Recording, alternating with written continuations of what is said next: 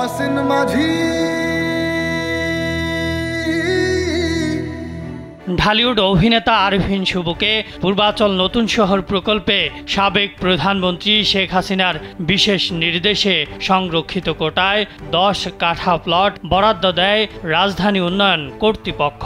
মুজিব একটি জাতির উপকার সিনেমায় বঙ্গবন্ধুর চরিত্র অভিনয় করার জন্য এই প্লট বরাদ্দ দেওয়া হয়।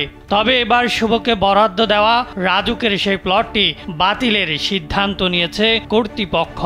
তবে অভিনেতার প্লট বরাদ্দ বাতিল করাকে অযৌক্তিক বলে মনে করেছেন উপস্থাপক ও নির্মাতা আব্দুন নূর তুষার।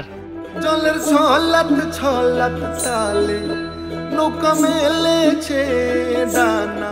নিজের সামাজিক যোগাযোগ মাধ্যমে আব্দুন নূর তুষার লিখেছেন, খালাম্মা, আমি আপনার মোবাইলে সেলফিন ইনস্টল করে দিতেছি। আপনার রেমিটেন্সের টাকা আপনি নিজেই জমা করতে পারবেন। সেলফিন, আগামীর ব্যাংকিং। শুভর প্লট বরাদ্দ বাতিল করা অযৌক্তিক। তার অভিনয় মডেলিং ক্যারিয়ার 24 বছরের। ছেলেটা কখনো রাজনীতিতে ছিল না। আলো আসবেই গ্রুপ করে নাই। নির্বাচনী প্রচারণায় ঢ্যাং ঢ্যাং করে ঢোল বাজায় নাই। সে একাধিকবার প্রথম আলো পুরস্কার পেয়েছে। সেখানে লীগের প্রভাব ছিল না। তাকে কাস্ট করেছিল শামা জাইদি ও শ্যাম বেনেগাল সরাসরি।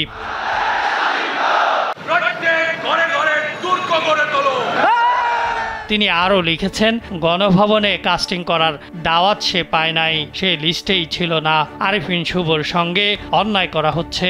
সে কোনো সাংস্কৃতিক লীগ বিবৃতি লীগেও ছিল না। 20 বছরের বেশি আগে ছেলেটা প্রথম দিকে বহু কাজ আমার সঙ্গে। সে বিনয়ী, ভালো ছেলে। আব্দুন নূর তুষার লিখেছেন, আমার অনেক প্রিয় তিশা আর সাবিলা নূর, নুসরাত ফারিয়াও। এরা ছিল রেনু, রেহানা ও হাসিনা চরিত্রে। এখন কি এরাও নানা রকম সাজা পাবে? সাবিলা তো পুরোই বেমানান ছিল। রেহানা আপা কোনো দিনও ওর মতো সুন্দরী ছিল না।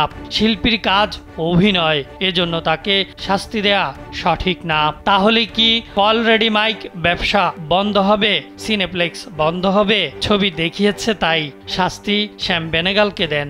এত বাজে একটা ছবি বানিয়েছে তাই। বিনোদন ডেস্ক, কালবেলা।